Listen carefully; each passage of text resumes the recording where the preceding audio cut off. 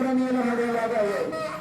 ఇలా ఉండేటువంటి ఒక్కొక్క సందర్భంలో సీతమ్మ చేతులు ఒక రంగులు, రాముల వారి తలపై ఒక రంగులు, గాలి పడుతున్నప్పుడు ఒక రంగులు, 3 రంగులు మారుతూ ఉన్నటువంటి ఆ ముత్యములు మనందరికీ శుభములు కలుగజేయాలి అని ప్రార్థన అన్నమాట.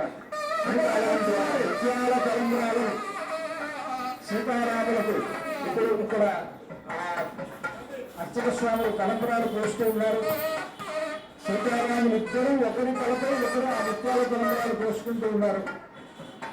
ఆ వేదికను మనం సేవిద్దాం. అందరూ కూర్చోవాలి.